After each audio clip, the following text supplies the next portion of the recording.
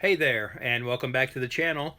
So this past weekend, I attended the Chicago Comics and Entertainment Expo, or C2E2, up in Chicago, Illinois.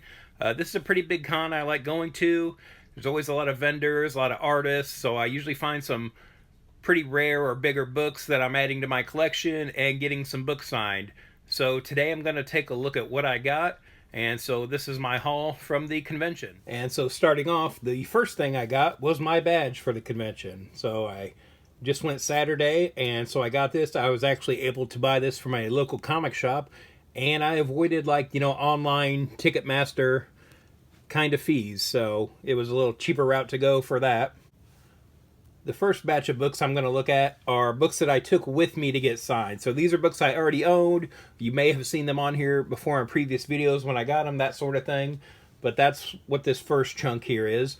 So starting off, we've got the Godzilla vs. America, Godzilla vs. Chicago. And so this was a book I picked up at the convention last year that was exclusive to C2E2.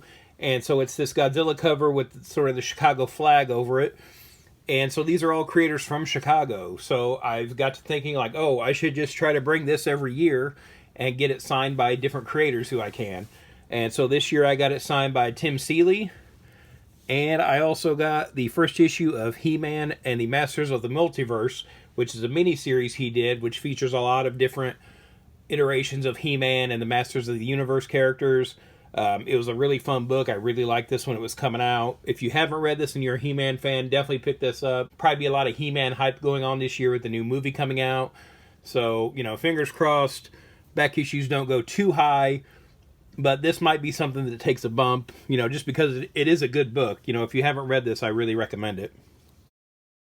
Writer Jeff Loeb was there, and so I have met him before, but it was years ago, and it was like a signing with Jim Lee, and so I've met him a couple other times too.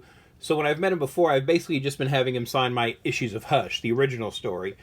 So I have all those signed by him now, and so I wanted to get some of the Long Halloween stuff. So I got the first issue here signed by Jeff Loeb, and then the first issue of Dark Victory, which again was the sequel to Long Halloween, and then the Batman The Long Halloween Special.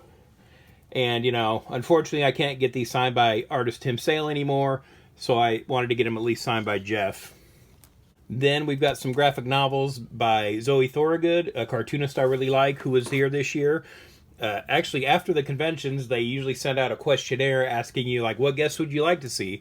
And I did put her on the list a couple years ago, so it's kind of nice seeing her here now. So I got her graphic novel, It's Lonely at the Center of the Earth, which is like an autobiographical book. And she signed it and did a little sketch here, so that was cool. Then I got her debut graphic novel, The Impending Blindness of Billy Scott, signed. And so she signed that, right inside here. And then I got her collection of the Hack Slash Back to School. And this was a GalaxyCon exclusive that I ended up having to buy online, but it's got her on the cover here as the main character. And she signed that too and put a little drawing inside here, so that was really cool. And again, I didn't ask for a remark or anything like that. She just kind of did it when she was signing, so that was pretty cool. Then I got Kyle Stark's Sex Castle graphic novel, which I'm a big fan of. If you like 80s action movies, I definitely recommend this. And so he signed that here. And then I got his new book, Wrestle Heist, signed by him, and he drew a little version of the character there. And I was talking to him too, and he was telling me that sales weren't too great on this book right now, which I think is really a shame because this is a good book. If you like wrestling and you like comics, if you've been kind of on the fence about this, I really recommend picking it up. He did kind of tell me that he wants to do a second miniseries, and he has a story idea, and he kind of told me what it was, and it sounds pretty cool. I don't want to give it away here because this is just something he told me, there weren't a lot of people around. He didn't announce this at a panel or anything, but what he told me sounds pretty cool. And so, fingers crossed we get another series. He said he might do a crowdfund campaign for it. I would definitely back it if he did. But yeah, Wrestle Heist is a really good book that I like right now that apparently, isn't getting the love it should be. So yeah, if you've been on the fence and thinking about picking this up, I would really recommend it. Especially, even if you wait for trades too, definitely pick this one up because I think that might kind of determine the series' future. And I got the recent End of Life Vertigo book that he's writing too that I'm enjoying. He signed that for me. And then this is kind of the fun one. So this is the first issue of Absolute Martian Manhunter, and artist Javier Rodriguez was there. And so if you've read this, you know, I'm going to say right now, spoilers for this book. If you haven't read this, jump ahead a little bit. But if you have read this, you know the story ends with this page of the, you know, John Jones character, and it says, there's a little note here to hold this up to the light. And so when you do that, you see the Martian Manhunter's face through the page. And so this last page is printed in reverse. And so I asked him if he could sign it in reverse, and he did. So yeah, he seemed really game for the idea when I explained it to him. It seemed like he thought it was a fun idea. And, you know, he really took his time and did it. Because I assumed, like, hey, this will be what it is. You know, I can't sign my name backwards. I can't expect anyone else to. So I'm like, you know, it might be kind of sloppy or whatever, but I was going to be okay with that. You know, it's his signature. But he really took his time and did a really good job of it here. I'm really surprised how well it looks. And, you know, there were other people waiting in line behind me that he had to get through, too. So, you know, he didn't rush it. I was really surprised. I was really happy about that. Really kind of made my convention that I was able to get this signed like that. But, yeah, that was a lot of fun for that one. Another cool thing I got signed was this photo here of Svengoolie and the Sven Gang. If you're not sure who these people are, this is Svengoolie and the cast of his show that's on Saturday nights. It's on MeTV. I watch it online, but they host old horror movies and monster movies and different things like that. It's a lot of fun. I'm sure you've heard me talk about this on here before in previous videos, but I was able to meet them. Unfortunately, I didn't get my comic signed like I was hoping to, but I got this picture, and, you know, all the autographs were free and everything, so, you know, you can't really complain about that. Here are books I picked up from different vendors around the show. So this is a Daredevil number 20, and it's the Ryan Meinerding. I'm not sure if I never know how to say that guy's name, but he does a lot of the concept art for the Marvel movies and TV shows and things. And so this is, you know, like the Charlie Cox Daredevil TV show version. And, you know, since the new season just started up with Born Again, I thought I'd pick this up. Then I've got the first issue of, well, first printing of Absolute Evil number 1. Then, since Superman Spider-Man just came out, you know, there's been a deluge of variant covers. Found one vendor who had a whole bunch of these, and, you know, I wasn't necessarily looking to get these, but when they're all right there in front of you, it's like, why not? So, yeah, I got the Art Germ variant cover here. Then I got the Adam Hughes cover. Got the J. Scott Campbell. I got the Evan Doc Shaner cover with the Supermobile and the Spider Buggy on it. And the one I probably expected the least by Dave Johnson, we've got Red Sun Superman and Spider Hulk, two versions of the character I really like, so it was really cool getting a cover with both of them. And again, something I did not expect to see in all the variant covers they're producing here. Then DC had the Red Hood book that came out last year that only lasted one issue. This guy had a bunch of the variant covers for that too, and I'm like, well, they only made one issue. I might as well try to track down the variants if I can. So I got this one, and this one, and this one. So there's still a few out there. I think there are some ratio variants too of this title that came out. So, you know, I'll kind of pick them up as I can, or if I find them for a decent price. This book has seemed to have kind of cooled off from the high of when it came out last year. I'll probably track down the other variant covers of this for a reasonable price at this point. Then I got handed this Planet Death comic from Bad Idea. I was walking by their booth, and they just kind of threw this in my hand. It's just like a freebie thing. And, you know, you can tell it's like a more of a newsprint kind of book. So I haven't looked at this yet. I don't think I have any Bad Idea books either, by the way. So I think this is my first Bad Idea book. So I'll take a look at this and see how it is, see if it's anything I want to look into. Then The Onion was also there, so they had a booth set up, and they had free copies of the newspaper. Again, they're bringing back the printed, you know, physical newspaper. It's been online for a while now. But yeah, I went ahead and picked this up, and here's a little card they had with a QR code on it, and, you know, trying to get people to subscribe to the paper now. And they also gave me this free little sticker here, too, that I picked up. Now, next up, this stack of books is really why I enjoy going to big conventions like this. So all these are books I picked up at Artist Alley from different creators, you know, directly there at the show. So this is the Harley and Ivy Life and Crimes miniseries that's going on right now. And I haven't picked any of these up. It looked good, but I thought, oh, I'll probably just wait till it's over and pick them all up. But the creator Erica Henderson was there, and she had the first 4 issues, so I picked those up, and you know, she was nice enough to sign them all for me. So I'm kind of glad I waited on this book, so you know, I was able to get these and get them signed now, so that was fun. Then this is a book called Here Comes Calico. This was a book I saw last year, and there seemed to be like a lot of people kind of swarming around their booth, I remember, and I was going to go back and check it out, and I just never made it back. Again, sometimes that happens at conventions. It definitely happened again this year for me in a couple things. It's just, you know, there's a lot going on, and you're walking around, and again, I was only there for one day, so you don't always get to do everything you want. But they were back this year, so I really wanted to make sure I got a copy of this. And so I guess this is the first 2 issues kind of put together here. So I'll check this out and see how it is.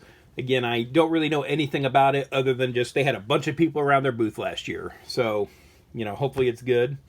Then I got this book called The Watchmen, #1. Again, I don't know anything about this. This is just like an indie book somebody's produced, and they were, you know, there on the corner of the aisles kind of hawking their books, so I picked one up. Hopefully it's good. And again, if you know you've read any of these books I'm talking about here, let me know in the comments below. Let me know what you think. Again, I'm always looking for cool indie books. I know there's stuff I'm missing out on. There's just so much stuff out there anymore. Then I got these books called Lucha Forever. So I picked up the first 3 issues of this. And we'll see how that is. Again, another book I hope is good. You know, I picked up 3 issues, so hopefully they don't suck. And I got this little sticker here that I think it was from the guys that do the Lucha Forever book. I feel like that's where this sticker came from. I'm not 100%. If I'm wrong, somebody let me know, please. Then I went over to Art Baltazar and Franco's booth. Again, they're there like every year. They did Tiny Titans back in the day, and like Patrick the Wolf Boy, and like Superman Family Adventures, and you know, kind of fun, sort of all ages books.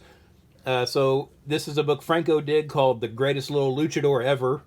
And again, I was still kind of feeling the luchador vibes from the Lucha Forever book. So I got this, and this is the variant cover that Art Baltazar did. So he didn't do the interior art on this one, just the cover. But again, you know, similar kind of vibes, I think, to the art. So I got the variant cover that Art did, and they both signed it for me. That's the other fun thing, too, especially with these guys.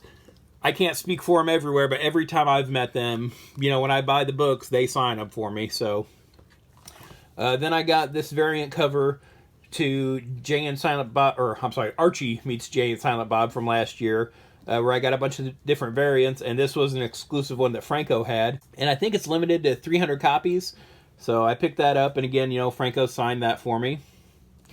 And then I got this variant cover of Kid Slapshot #1, drawn by Art Baltazar, and, you know, he signed that there. And he also had this Aw Yeah Comics Super Special featuring Steamboat Willie. So, yeah, since Steamboat Willie is in the public domain, I guess he just did a comic with him here. So, got that. And then, you know, threw in a bookmark for Aw Yeah Comics. And then this card for the Aw Yeah Comics universe from Paper Cuts. And got a little QR code here. And then this was another fun book I picked up. So this is Claptrap. And this is by Tom Richmond, is the artist on here. And so he was an artist at Mad Magazine. And if you didn't know, Mad Magazine just kind of does reprint work now. They don't do too much original content anymore. So they made a book here, him and writer Desmond Devlin, of movie parodies they never got to do.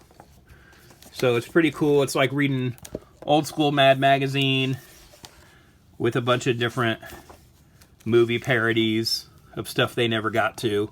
And so yeah, it's a nice hardcover book. I couldn't remember where I had seen this book, and so I asked him, and I was running through these other YouTube shows and podcasts and things I watch, and finally I'm like, wait, was it Svengoolie you were on? And Tom said, yeah, it was. So that's where I saw this. I also got a few other little things from Artist Alley, not necessarily comics, but this artist Daryl Young that I like, I follow on Instagram. Here's his card. He does this sort of like old school art, and he has a lot of prints, and that's cool, and I like prints, but I have so many prints now, it takes up a lot of wall space. So the cool thing was he had these little buttons and magnets. And so this Mighty Mouse one is a magnet. Now it still has the clasp on it for a button, but you can't open it because of the magnet part here. So yeah, so I got this Mighty Mouse one, and then I got these buttons that are all Rainbow Batman. So it's like a series of Rainbow Batman buttons that he did. And so I picked up all 6 of these because, again, I'm a big fan of that old school story of Batman in the different colored outfits. And so I like getting merchandise for that when I find it. And then, you know, it makes a fun kind of set. And so I got all those. So these are all buttons. The Mighty Mouse one is a magnet. So I'll probably put these on something. If nothing else, I have a cork board I put a lot of buttons and things on. But the Mighty Mouse one will probably go on the fridge or somewhere too. This next item I got wasn't technically an artist's alley, but is in a section of the show they called Writer's Block. So, you know, it's more featured towards authors. And so this is Batman Revolution. So this is the sequel to the Batman Resurrection novel that came out a couple years ago. Now, this you can buy anywhere. You can get this at any bookstore. You can go buy your Barnes & Noble right now and pick this up. But the author John Jackson Miller was there at the convention, and I had bought the first one from him, and he signed it for me. And so I wanted to wait until I could go back and get this one and get it signed too. So again, I really enjoyed the first book. They are sequels to Tim Burton's first 1989 Batman movie, and it takes place before Batman Returns and also before the Batman 89 comic books. So if you've got those, this is all sort of like the same continuity. I don't know if they've officially, you know, said that, but to me it still works. So I don't think anything contradicts anything from the Batman 89 comic book. But they are treating the Burton movies like a separate universe from the Schumacher movies. So Riddler is in this one. They kind of set him up in the previous book. So it doesn't go along with the Batman Forever and Batman and Robin movies, but it does kind of lead into Batman Returns and then the Batman 89 comic books. And I got a little bookmark from him here too. And I think he has an eBay store that he sells books on. He was talking to people about that. So yeah, you can check that out. And again, I really enjoy his books. He wrote the Star Wars Knights of the Old Republic comic back in the day that has a great first issue that I love. I had him sign that too. I think I probably talked about this on last year's haul, so if you check that video out, you'll see that, where I got that signed. Then I picked up a couple other little things. I got a Funko Pop. I kind of just buy Pops as like souvenirs when I'm traveling, so I'll get them at comic conventions and comic shops or stores as I'm traveling around. Basically just so I don't end up with a house full of these things. You know, they make them for everything now. I got Zartan from G.I. Joe because I'm really enjoying the Skybound G.I. Joe comics right now, and they finally just introduced Zartan into that, even though you find out he's been there all along, you know, Master of Disguise. So I picked that up. And then something I don't see at conventions up north as much are these little Lego guys. So I don't think these are technically official Lego minifigures, but I got this Blue Beetle one, and I think it looks pretty cool. It's kind of metallic with the blue. He's got this giant sword. So I hope that's in focus on screen there. But yeah, I'll pick up little DC minifigures like this. And so I saw this Blue Beetle one and had to pick it up. And so lastly, my big pickup of the show was this copy of Batman 189 from 1966. So this is the first Silver Age appearance of the Scarecrow. Okay, so again, it's not the first appearance of the Scarecrow. That was World's Finest number 3, I think, back in the 40s. This is a time where, kind of post-World War II, Batman kind of went heavy into like sci-fi and different kind of stories, you know, fighting more aliens than supervillains. So for a long time, the regular Batman's kind of rogues gallery didn't show up in the titles. So this is the 60s, you know, this is 1966, the TV show has started up, and they're kind of starting to bring in some of the classic villains again. And so this is when they brought back the Scarecrow after being gone for, you know, years in the books. So this is a key book I really wanted. Probably, I don't know, 20 years ago now, my local comic shop got this in, and I couldn't afford it back then. So yeah, I was lucky enough to find it this year. You know, as far as being able to afford it, I did pay cash, and that's kind of a pro tip for everybody. If you're going to a convention, take cash if you can. because, you know, you'll get a better deal when retailers don't have to pay, you know, transaction card fees and that kind of thing. And so a lot of times they'll give you, you know, a little bit of a break on the price, and I got that on this, so that's nice. But yeah, so this is, you know, the Fright of the Scarecrow story from back in the day. Yeah, Bob Kane, okay, sure thing. But yeah, this is a book I've wanted for a long time. Again, I would really like to find all of the first Silver Age appearance of, you know, a lot of the Batman Rogues Gallery. But yeah, again, I really like this book. I'm real happy with the condition. I'm happy with the price I paid for it. So yeah, really nice to find this there. There was another kind of key book I was looking for that I couldn't find anywhere. So this was one of the books I was going to try to look for if I couldn't find the one I was really looking for.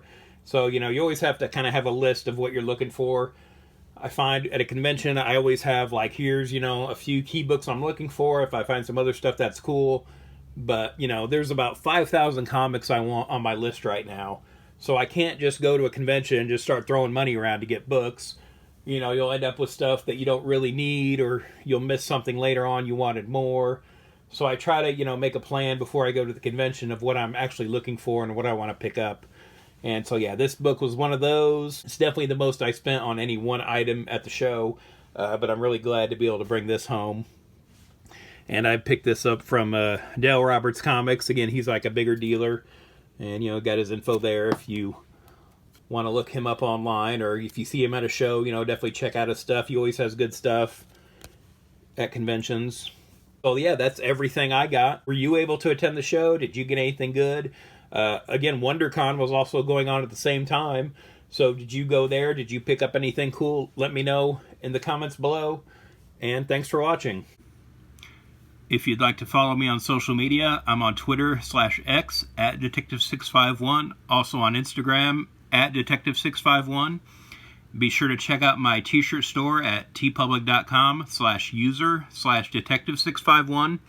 I've got a lot of nerdy designs on there, and there's sales all the time, so check it out frequently.